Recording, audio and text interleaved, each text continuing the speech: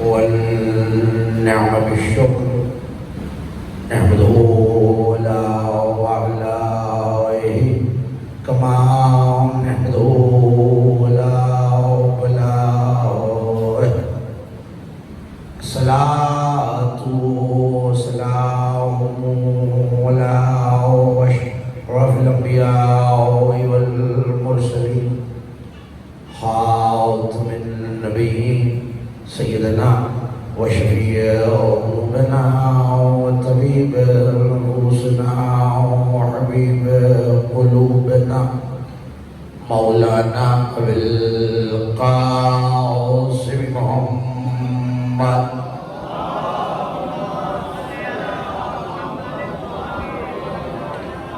وأهل بيت الطيبين الطاهرين المعصومين المظلومين الميامين الذين تولوا الرجس وطهرهم تطهيرا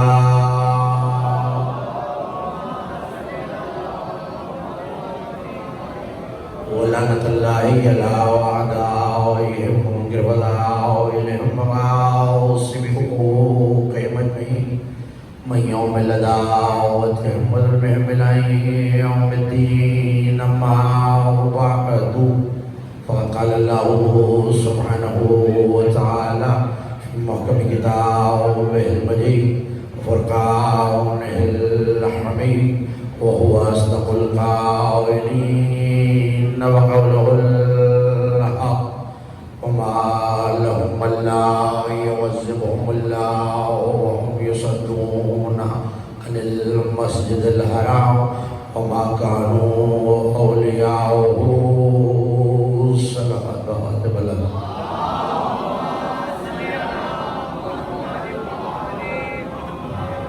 معصوم فرماتے ہیں بلند آواز سے درود پڑھنے سے دلوں سے کینہ اور نفاق دونوں دور ہو جاتے ہیں.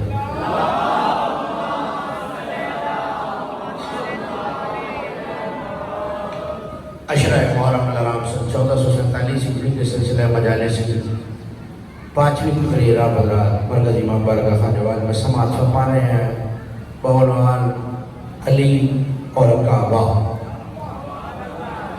برہم ہے پروردگار ہر اس بندے پر جو زمانے میں کہیں سے بھی کہیں تک لوگوں کو علی سے پہنچنے تک روک رہا ہے.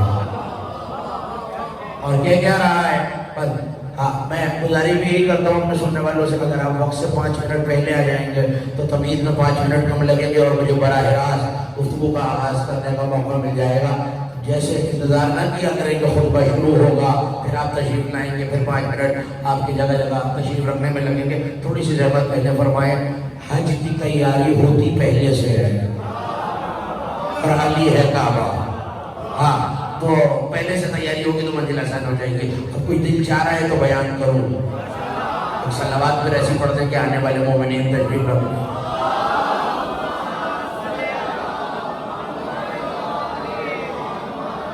اس سے بھی شاندار بلند آواز سے صلوات.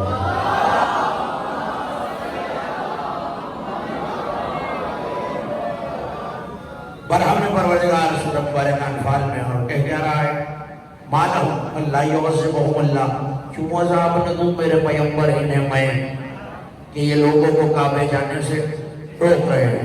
اور کل اور پرسوں کی گفتگو اس مقام پر آ کر ٹھہری. یہ پروردگار نے ارشاد فرمایا لئن آتیت الذین اوتوا الکتاب من کل آیۃ آپ ہر نشانی اور ہر معجزہ بھی اہل کتاب کے پاس لے آئے. تبعوا قبلتک انہوں نے آپ کے قبلے کو ماننا ہی نہیں ہے کیونکہ یہ جانتے ہیں کعبہ قبلہ ہے تو علی کی وجہ سے ہے.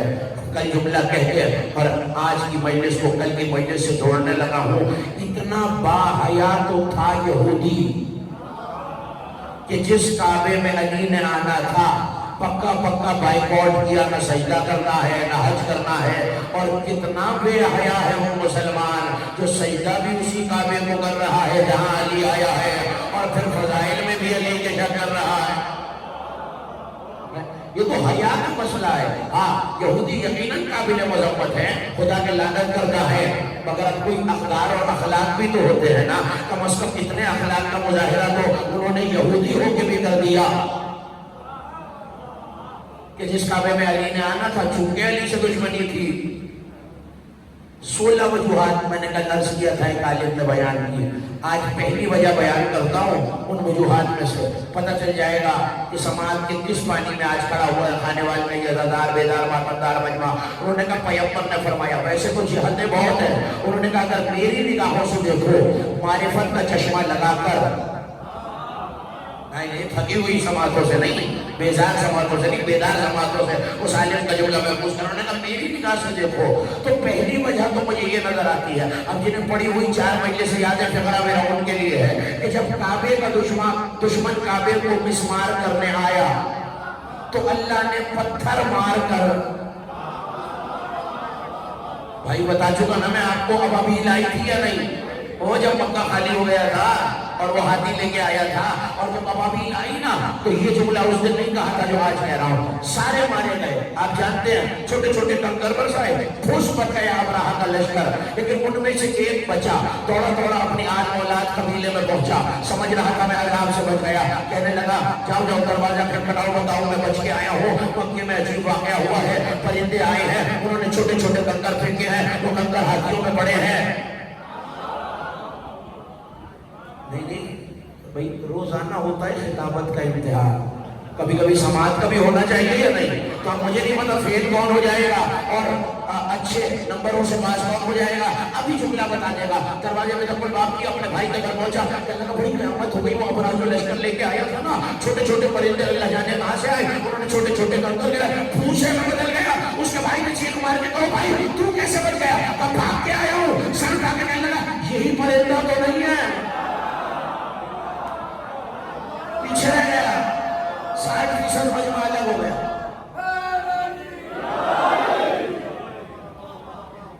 جو ہاتھ نہیں اٹھا رہے، نعرہ نہیں لگا رہے، غفران صاحب سے ناراض ہے کہ نعرے سے ناراض ہے؟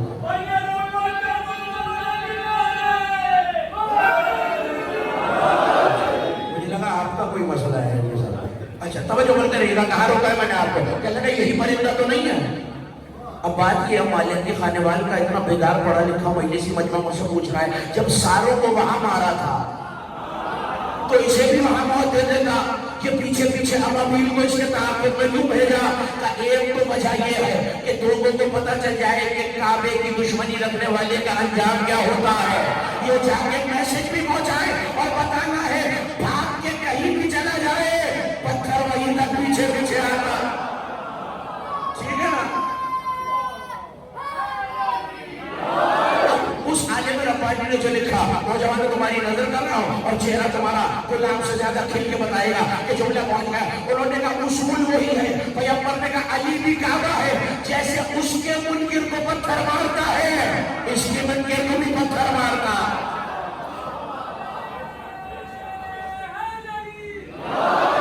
اچھا اب نہیں اتنا پڑھا لکھا مجمع بیدار ازدار مجمع ہے، میری مدد تو کریں گے نا. یہ کب آیا کہ دنیا نے پتھر؟ 2 بندے بولے ہیں صرف، کوئی اور خیال ہے؟ سب پکی بات ہے قدیر پہ آیا. اور کل تک تو اللہ یہ کہہ رہا تھا جہاں نبی ہو وہاں عذاب نہیں آتا. پتہ نہیں جو دب دب کے بولے وہ کس لیے اور جنہوں نے شور ڈالا داد کا وہ کس لیے. کل تک کہا تھا اللہ نے جہاں آپ ہو وہاں عذاب بولو نا وہاں عذاب. پالنے والے آج حبیب سے رشتہ بدل گیا، ناتا بدل گیا، محبت بدل گئی. کہ جیسے اس کعبے کا دشمن بھاگ کے گھر پہنچ گیا تھا عذاب پیچھے آیا، اس کعبے کا دشمن نبی کے پہلو میں بھی آ جائے گا عذاب سے.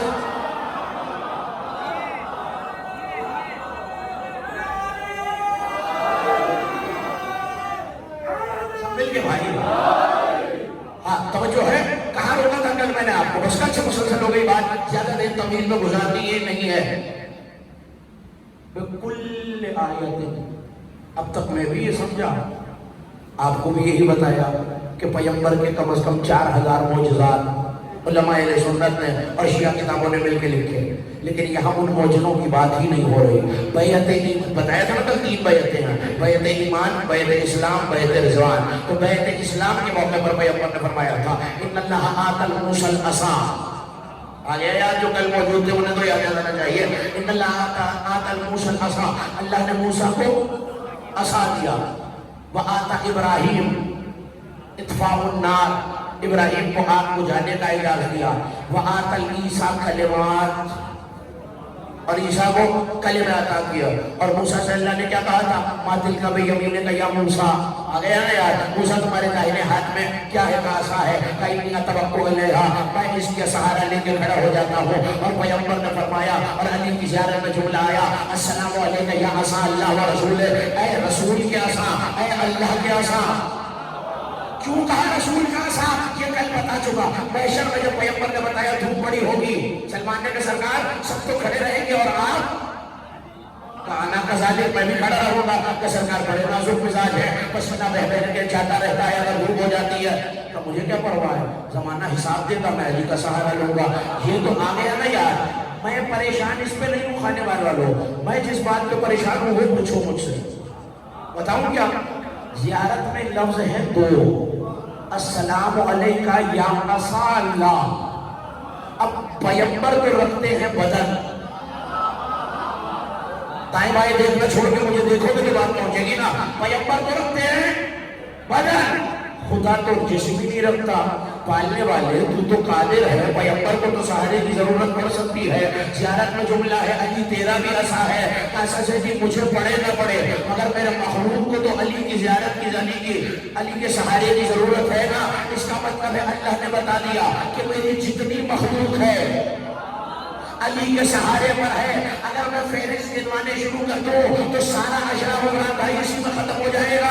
آؤ 2 مصروں میں انیس نے بتایا، خورشید فلک عکس دورے تاج علی ہے، اللہ کے سوا جو بھی ہے محتاج ہے۔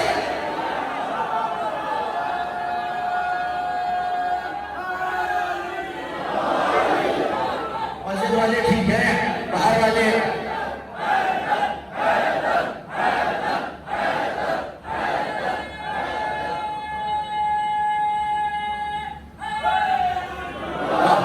خورشید فلک عکس دورے تاج علی ہے، اللہ کے سوا جو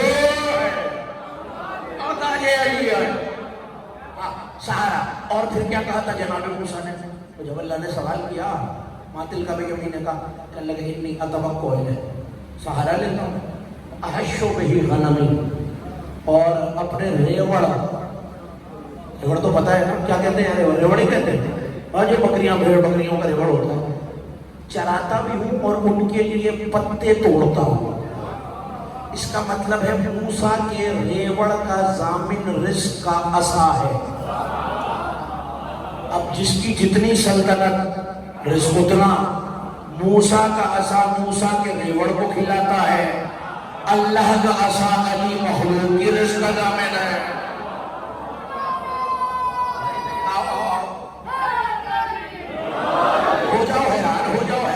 وہ بیٹھتا ہی کیوں ہے ممبر پہ جو کسی کا چہرہ دیکھ نہ سکے سامعین میں اور پڑھ نہ سکے کہ جملہ دل میں اتر رہا ہے یا نہیں اتر رہا؟ ممبر سے چہروں کی حیرت اور دبتی ہوئی آوازیں بڑی برابر نظر آتی ہیں۔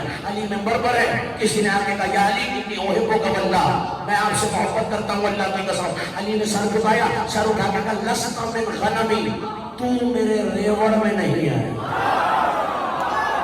تھکنا نہیں کھانے والوں، تو میرے ریوڑ میں نہیں ہے۔ یعنی ریوڑ تو بھیڑ بکریوں کا ہوتا ہے، یہی تو بتانا ہے جو ریوڑ ہوتا ہے نا وہ اپنے رزق کے لیے بھی چرواہے کو دیکھتا ہے، اپنی حیات کے لیے بھی چرواہے کو دیکھتا ہے۔ پتہ نہیں میں نے کیا کہہ دیا اور کھانے والا کہاں رہ گیا، اپنی حیات کے لیے، رزق کے لیے، اولاد کے لیے۔ اور شیعوں علی میں اتنا ایمان تو رکھو جتنا ریوڑ کو چرواہے میں ہے۔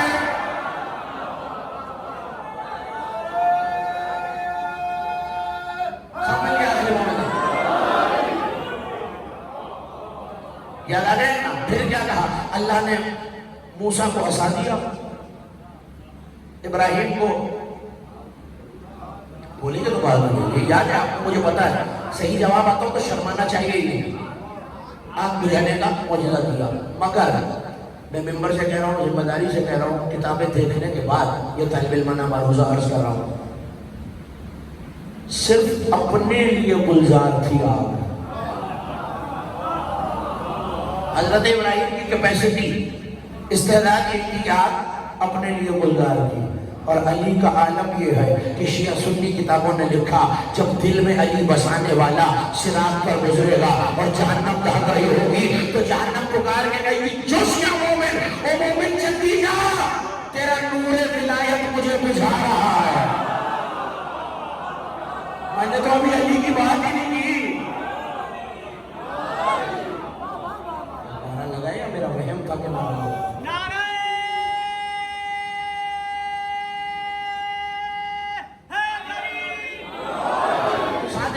چلتے رہیے گا. اپنے وقت کو گنجائش بھی کم ہے اور فاصلہ بھی زیادہ طے کرنا ہے. تھک تو نہیں رہنا, پوچھنا پڑتا ہے بھائی سفر کرتے کرتے مسافروں سے. توجہ کرتے رہیے گا. آپ کا معجزہ پر پیغمبر نے فرمایا عیسیٰ کو کلمات عطا کیے, مجھے علی عطا کیا. ہاں بس مسلسل ہو گیا کل والی حدیث سے, النظر الیہ عبادت والحج الیہ فریضۃ. وہ کعبہ ہے علی. بھول تو نہیں گئی نا بات, وہ جو نجف میں لکھا ہوا ہے, مولا کے روزے میں جو حدیث لکھی ہوئی ہے, کتابیں تو بھری پڑی ہیں. نجف کا نام سن کے مومن کا چہرہ کھل جاتا ہے, اس لیے کہہ رہا ہوں. ہاں ورنہ شیعہ سنی حوالوں کا ایک اخبار ہے جس میں یہ حدیث ہے, النظر الیہ عبادت.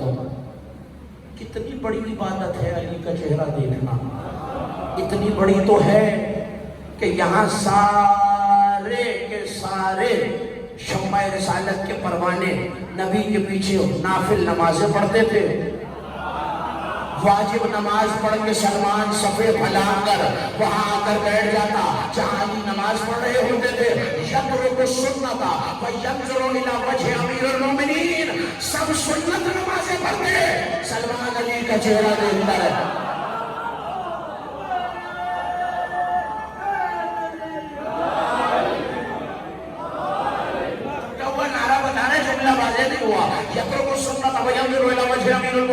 سلمان یہ خانے وال کا مجمع پوچھ رہا ہے, یہ سنت نمازیں چھوڑ کر علی کا چہرہ دیکھ کیوں رہے ہو؟ کہ تم نے تو کل بتایا ہے علی کا چہرہ دیکھنا ثواب نہیں, عبادت ہے. پڑھنے والی چھوڑی ہے, دیکھنے والی کرا.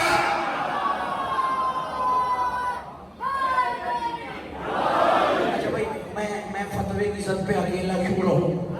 جس کا جملہ ہے اسی کے نام سے پڑھتا ہوں. علامہ ابن ابی خمسین احسائی, نام یاد رہے گا, علامہ محمد ابن ابی خمسین احسائی. انہوں نے یہاں ایک جملہ لکھا ہے, مجھے نہیں پتا آپ کیسے سنیں گے. وہ کہتے ہیں وَكَانَ مِن سِيَاسَتُهُ الْإِلَٰهِيَّةُ.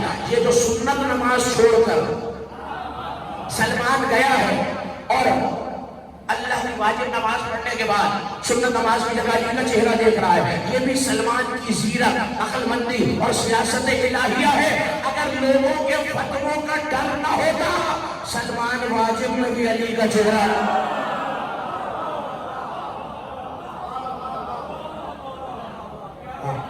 گزارش پھر سن لیجیے بھائی, کل وقت سے اگر کچھ 5 منٹ پہلے آپ یہاں ہوں گے تو مجھے تیزی سے بات کرنے کا اور مطالب آپ تک پہنچانے کا. تو یہ مولا کے چھوٹے سے ذاکر کی ایک فرمائی, بڑا مان سے آپ سے کہہ رہا ہوں, جب ذاکر صاحب پڑھ رہے ہیں وہاں تشریف لے آئیں تو پھر تیزی سے گفتگو ہو سکے گی اور زیادہ سے زیادہ گفتگو ہو سکے گی. تھک تو نہیں رہے, پریشان تو نہیں ہو رہا؟ اچھا سفر لمبا ہے نا, اس لیے پوچھ رہا ہوں. بیٹے بیٹھ جاؤ, جہاں جگہ ملے توجہ کرتے رہیے. میری طرف بھائی, میں یہاں پڑھ رہا ہوں. کہاں روکا ہے میں نے آپ کو؟ النظر الیہ عبادت. کیسی عبادت ہے آج یہ بتا کر حج تک لے جانا ہے مجھے اپنے سننے والوں کو. چل رہے ہیں نا صاحب؟ حج کا پروگرام ہوتا بڑا لمبا ہے, تھک نہ جانا نوجوانوں. راوی کہتا ہے, حوالہ بھی بتا کے جاتا ہوں تاکہ میرے جانے کے بعد یہ نہ کہیں بانیان سے کوئی کہ کہاں سے پڑھ کے چلے جاتے ہیں. امالی شیخ صدوق, نام یاد رہے گا؟ شیخ صدوق پر شیعوں میں بہت معتبر نام ہے, ان کی امالی سے پڑھ رہا ہوں. انہوں نے لکھا کہ کچھ لوگ نبی کے پاس آئے اور آ کے کہنے لگے سرکار ایک بندہ تجارت پہ گیا تھا, بڑی تجارت کر کے آیا, اس نے اپنے گھر والوں کو بھی غنی کر دیا, اپنے رشتہ داروں کو بھی, دوست احباب پڑوسیوں کو بھی. مال تھوڑا لے کے گیا تھا, منافع بڑا ہوا اس کو. اور ایک بندہ ابھی مال بڑا لے کے گیا بھی اچھے موسم میں، اچانک بے موسم سمندر میں طوفان آیا، مال بھی ڈوب گیا، تباہ بھی ہو گیا، موت بھی آ گئی۔ پیغمبر نے کہا کیا میں تمہیں ایک ایسا تاجر بتاؤں آج جس نے اللہ سے اتنی بڑی تجارت کی ہے کہ اس کا جو پروفٹ اور منافع اللہ کے پاس ہے وہ اتنا زیادہ ہے کہ دنیا کے ہر بندے کو اس میں سے حصہ دیا جائے تو سب پہ جنت واجب ہو جائے۔ کرنی ہے تجارت یہ والی ہے؟ نوجوانوں کرنے کا دل ہے یہ تجارت؟ پتہ تو چلے نا بھئی یہ کون سی تجارت ہے جس کا اتنا منافع ہے اللہ کے پاس کہ اگر ساری دنیا میں تقسیم کر دیا جائے تو سب پہ جنت واجب ہو جائے۔ انہوں نے کہا کون ہے وہ بندہ؟ اللہ کہا اب جو مسجد سے دروازے سے داخل ہوگا وہی ہے۔ لوگوں کی نگاہیں مسجد کے ٹکی ہوئی، دیکھا دور سے پھٹا پرانا گردآلود لباس ہے، دہاڑی دار مزدور لگتا ہے، دور سے چلا ہوا آ رہا ہے۔ مکے مدینے کے بڑے بڑے سردار اٹھے بھاگے دوڑے، سبحان اللہ کیا بات ہے تمہاری، بڑی تجارت کی، آج تم نے اللہ سے اتنا بڑا ثواب رکھا ہوا ہے۔ اور وہ بیچارہ غریب سا مزدور بندہ تھا، کبھی اس سردار کا چہرہ دیکھے، کبھی اس بڑے آدمی کا چہرہ دیکھے، کبھی اس مشہور شخصیت کا چہرہ دیکھے۔ میں نے جو اشارے ہی نہ سمجھتا ہوں کہ اس کے لیے کیا کروں، میں نے کیا۔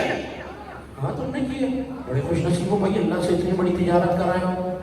کہنے لگے نہیں، میں تو دیہاڑی دار مزدور ہوں، آج سو کے دیر سے اٹھا، دیہاڑی بھی چھوٹ گئی،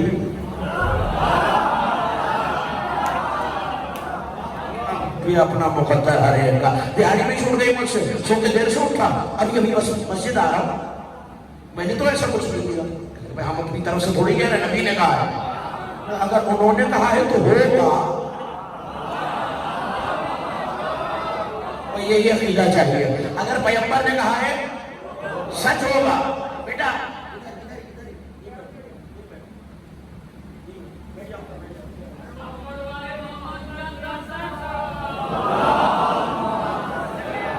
جتنے لوگ دروازوں پہ بیٹھے ہوئے ان کی ذمہ داری ہے کہ یہ سنبھالنے کے کون کس وقت اندر آ رہا ہے، یا تو پہلے آیا تشریف لایا کیجیے ورنہ سر آنکھوں پر۔ میں جملہ کہوں اب یا بات ختم ہو رہی ہے؟ کہاں تھی بات؟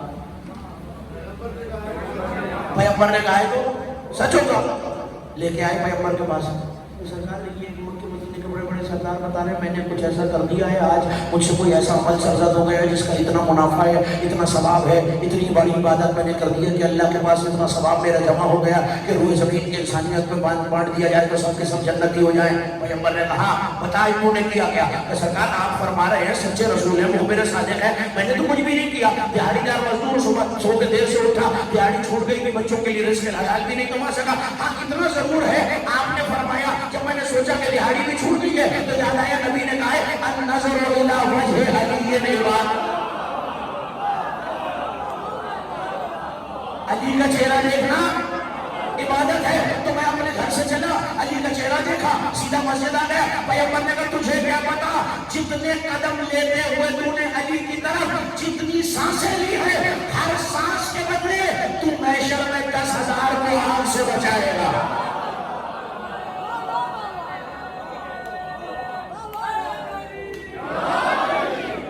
اب سمجھ میں آ گیا نا؟ النظر الیہ عبادت، علی ایسا کعبہ ہے جسے دیکھنا۔ آ جائیے دوسرے ٹکڑے پر، والحج الیہ فریضۃ، دل پھاڑ دینے والے فضائل ہیں۔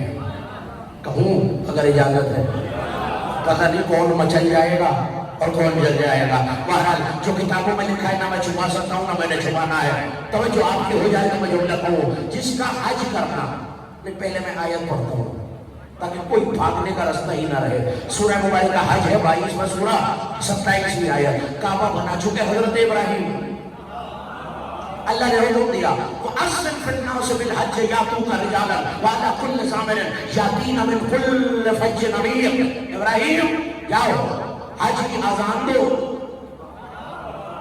ہر گروہ سے، ہر پگ ڈنڈی سے، ہر علاقے سے، ہر دیہات سے، ہر چک سے، ہر گاؤں سے، ہر بستی سے، ہر قصبے سے لوگ اپنی اپنی سواریوں پر کعبے کی طرف کھینچے چلے آئیں گے۔ حضرت ابراہیم کعبے پر آئے، کعبے کے سامنے کوہ قبیش میں کھڑے ہوئے، کانوں پہ ہاتھ رکھے، ہلُمُّ الی الحج، اے لوگوں اللہ کے کعبے کے حج کے لیے آؤ۔ علماء زمانہ نے لکھا جتنی جتنی بار جہاں جہاں لوگ تھے جو سلموں میں تھے انہوں نے وہاں سنا، جو شدوں میں مادہ میں تھے انہوں نے وہاں سنا، جن کی روحیں افلاک میں تھے انہوں نے وہاں سنا، اور جس نے جتنی بار لبیک کہا اتنی بار حج میں جائے گا۔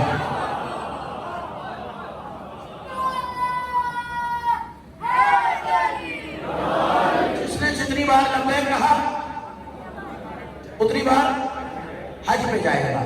اب یہ بندے براہ راست تو نہیں سن رہے جناب ابراہیم کی آواز، کوئی باپ کے سلموں کی شیعہ سنی کتابیں اس میں متفق ہیں، میں کوئی شیعہ روایت نہیں سنا رہا آپ کو، برادران عالم اسلام بھی یہی لکھتے ہیں اور شیعہ کتابیں بھی یہی لکھتی ہیں۔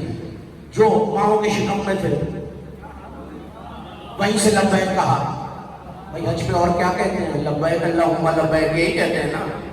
اگر میں ٹھیک کہہ رہا ہوں میری تائید کر دیجیے، غلط کہہ رہا ہوں تو میری درست بھی کیجیے کہ یہ نہیں کہتے کچھ اور کہتے ہیں، یہ کہتے ہیں لبیک اللہم لبیک، حاضر عمر والی رات حاضر ہے، لبیک اللہم لبیک۔ تو جو سلموں میں نطفے تھے وہاں سنا لبیک کہا، روحیں تھے وہاں سنا لبیک کہا، ذرات کی شکل میں تھے وہاں سنا لبیک کہا۔ علی جا رہے ہیں صفین کی طرف لڑنے، توجہ۔ اور ایک چاہنے والا آیا آگے کہنے لگا مولا میرا بھائی آپ کا بڑا چاہنے والا ہے، بیمار ہو گیا، آج یہاں آ نہیں سکا لڑنے۔ مولا نے ایک سوال کیا اور یہی معیار ولایت ہے۔ پلٹ کے کہنے لگا یہ بتا دل میں ہماری ولا ہے اس کے؟ کہنے لگا مولا رگوں میں دوڑ رہی ہے۔ تو دوسری بات بتا میرے منکر پہ لعنت کرتا ہے؟ تھکنا نہیں تھکنا نہیں تھکنا نہیں تھکنا نہیں نوجوانوں کہ میرے منکر پہ لعنت کرتا ہے۔ کہ مولا صبح شام جا اس سے کہہ دینا وہ آج میرے ساتھ صفین میں یہی تھا۔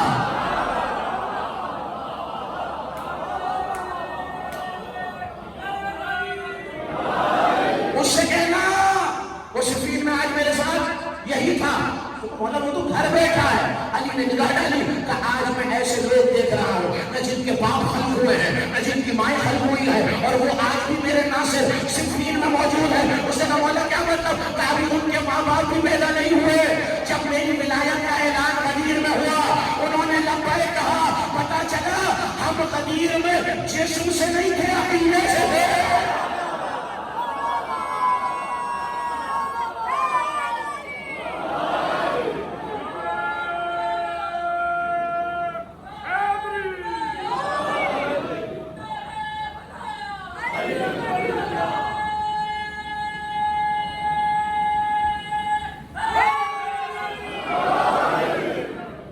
غدیر میں جسم سے نہیں تھے، عقیدے سے غدیر میں ہے۔ اور جو ہے جس کا حج کرنا فریضہ ہے، اب حوالہ وہ دے رہا ہوں جس مسلک سے تعلق ہے، انکار کوئی بھی نہیں کر سکتا، اپنا پرایا یگانہ بیگانہ کوئی انکار نہیں کر سکتا۔ نام لیتا ہوں کتاب کا، بڑا شہر ہے خانے وال، بڑے قریب بڑے بڑے شہر ہیں، بڑی بڑی لائبریریز ہیں، ہونی چاہیے علماء خطبہ باعثین کے پاس یہ کتاب۔ نام ہے تذکرہ خواص الامہ، نام یاد رہے گا، المعروف تذکرۃ الخواص۔ کس کی لکھ رہی ہے؟ سبت ابن جوزی، پہلے سنت کا بڑا مشہور مورخ ہے علامہ سبت ابن جوزی۔ کوئی ہمدردی میں نہیں لکھی ہے کتاب، ہاں یہ نہیں ہے کہ کوئی سافٹ کارنر ہے علی والوں کے لیے اس لیے لکھی ہے، بڑا متعصب شخصیت ہے۔ اور آپ جانتے ہیں کہ بہت سارے فضائل کی روایات کو رد کیا ہے انہوں نے، جو کتابوں سے ہم رکھتے ہیں وہ جانتے ہیں۔ وہ کہتے ہیں تاریخ اسلام کی بڑی معتبر شخصیت ہے عبداللہ ابن مبارک، نام یاد رہے گا عبداللہ بن مبارک کا۔ ہاں وہ کہتے ہیں ہر سال دو کام کرتا تھا، ایک سال حج پہ جاتا تھا، ایک سال جہاد کرتا تھا۔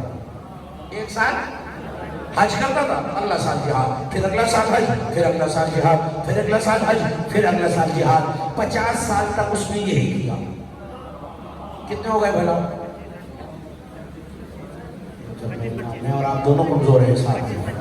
25 حج 25 جہاد، 50 سال تک ایک سال حج ایک سال جہاد، ایک سال حج ایک سال جہاد، ایک سال حج ایک سال جہاد۔ وہ کہتے ہیں میں عراق سے چلا کوفے پہنچا، 5000 یا 500 دینار دونوں روایتیں موجود ہیں میرے پاس تھے۔ میں نے سوچا تھا کوفے سے اونٹ خریدوں گا، اور سفر لمبا ہے، ہوائی جہاز تو ہوتے نہیں تھے، گاڑیاں ٹرک تو ہوتے نہیں تھے، اونٹوں پہ جانا پڑتا تھا، بہت سارے اونٹ لے لوں گا، اپنا سال سامان یہ سب لے کے چلا جاؤں گا۔ اب جو میں پہنچا میں نے دیکھا کچرے کا ایک ڈھیر ہے، وہاں پہ کوئی بی بی بیٹھی ہوئی ہے، ایک مردہ بطخ کے پر چن رہی ہے، پر نوچ رہی ہے۔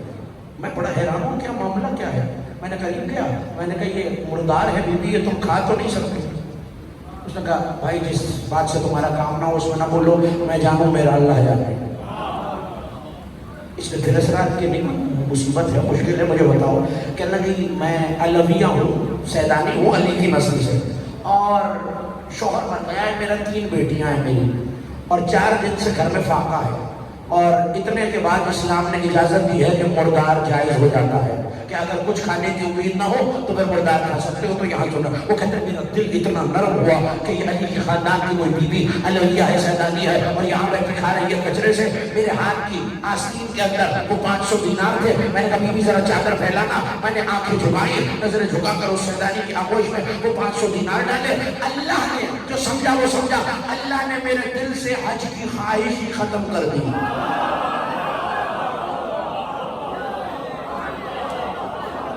میرا خیال ہے جو چھپے ہیں انہوں نے سنا رکھا ہے پہلے۔ ہاں، اللہ نے میرے دل سے حج کی خواہش مٹا دی۔ بہرحال وہ خواہش ختم ہوئی، یہ خدا کی مرضی، میں اپنے گھر واپس آ گیا۔ 25 حج تو میں کر ہی چکا تھا، اپنے گھر آ کے بیٹھا، کچھ دن گزرے، حاجی واپس آئے، میں بھی گیا، چلو میں تو نہیں جا سکا، حج والوں کا استقبال کرتا ہوں۔ اب جو سمجھا اور اشارے سمجھتا ہے، کنائیاں سمجھتا ہے، وہ علی والا میرے ساتھ ہو جائے۔ کہتے اب جو میں پہلے حاجی سے ملا، میں نے کہا بھائی حج مبارک ہو۔ اس نے کہا عبداللہ تمہیں بھی مبارک ہو، عبداللہ تمہیں بھی مبارک ہو۔ دوسرے حاجی سے ملا، اس نے کہا عبداللہ تمہیں بھی مبارک ہو۔ تیسرے حاجی سے ملا، اس نے کہا عبداللہ تمہیں بھی مبارک ہو۔ اب میں حیران ہوتا جا رہا ہوں، ماجرا کیا ہے؟ میں گیا نہیں، میں نے کہا شاید تکلف میں کہہ رہا ہے کہ تمہیں بھی مبارک ہو، میں جا سکتا تھا، گیا نہیں، ہر سال جاتا تھا، سمجھ رہے ہوں گے۔ چوتھا بندہ ملا، اس نے کہا عبداللہ کیا حال ہے؟ وہ یاد ہے کہ نام میں اور تو بیٹھے ہوئے تھے، کہاں چلے گئے خانوار والوں؟ وہ عرفات میں نے تجھ سے فلاں جملہ کہا تھا، حیران ہوا ہکا بکا شنگر، گھر آگے سویا خواب میں نبی کی زیارت ہوئی، کہ تم نے علی کی نسبت کی عزت کی ہے، اللہ نے ایک فرشتہ بنایا ہے، اب تو حج کرے نہ کرے وہ قیامت تک میرے حساب میں حج کرے گا۔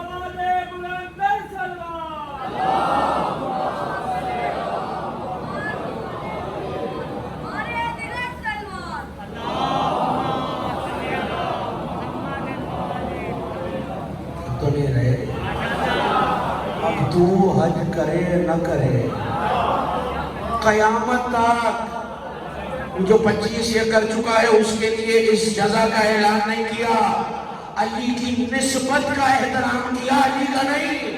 پالنے والے وجہ کیا ہے؟ کہ وہ ظاہر کعبہ ہے، علی حقیقت کعبہ۔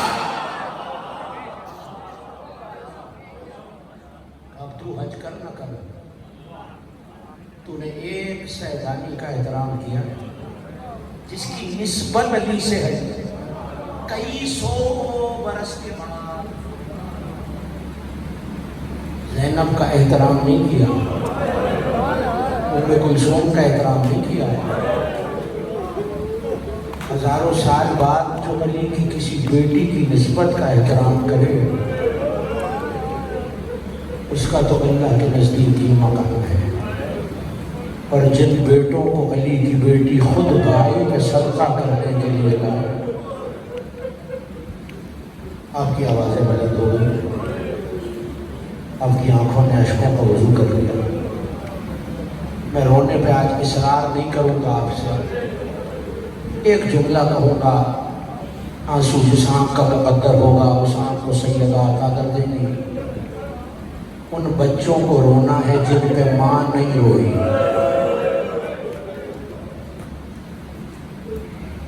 اجرہم اللہ۔ کل کہا تھا کئی بار چلتا ہوا قافلہ مدینے سے چلتے چلتے رکا ہے، ایک مرتبہ اور غازی نے گھوڑے کو آگے بڑھایا، آقا قافلے کو روک دیجئے، عبداللہ بن جعفر تیار آئے ہیں۔ عقد ہوا تھا میری شہزادی کا تو ایک شرط رکھی گئی تھی عبداللہ اگر کبھی حسین شہر سے باہر جائے گا تو زینب ساتھ سفر کریں گے. اس بہن کو بھائی کی جدائی برداشت نہ تھی. ایسے میں عزاداران امام جب عبداللہ آئے تو ایک مرتبہ حسین سے ملاقات ہوئی. کہا کہ میں عقیلہ سے گفتگو کر سکتا ہوں. خیمہ لگایا گیا, سر جھکا کے میری شہزادی خیمے میں داخل ہوئی. کہ عبداللہ شریعت نے تمہیں میرا والی بنایا ہے, اگر تم روکنے آئے ہو زینب رک تو جائے گی مگر حسین کے بغیر زینب جی نہ پائے گی. اپنی آوازوں کو بلند کرنا بھائی. رونے میں جانتا ہوں 5 دنوں سے مسلسل رو رہے ہو, روتے روتے تھک بھی گئے ہو گے, مگر اس غریب ماں سے زیادہ تو نہیں تھکے نا جس نے جب سے محرم کا چاند دیکھا ہے ایک ایک قضا خانے میں اپنا رومال پھیلا کے کہتی ہے کوئی میرے بچوں میں رونے ہو. کوشش کرنا وہ رومال خالی نہ جانے پائے. تڑپ گئے عبداللہ, آقازادی میں کون ہوں جو علی کی بیٹی کو روکوں. کہ عبداللہ پھر کیوں آئے ہیں آپ؟ کبھی بھی میں نے نبی کی ایک حدیث سنی ہے کہ اگر مشکل وقت آ جائے تو صدقہ دینا چاہیے. یہ کہہ لے تو بچوں کے ہاتھ آگے بڑھائے, کبھی بھی ایک کو میری طرف سے صدقہ کر دینا, ایک کو آقا پر اپنی طرف سے صدقہ کر دینا. وقت گزرتے گزرتے لو شب عاشور آ گئی. ہر ماں اپنے بیٹے کو درس شجاعت دے رہی تھی.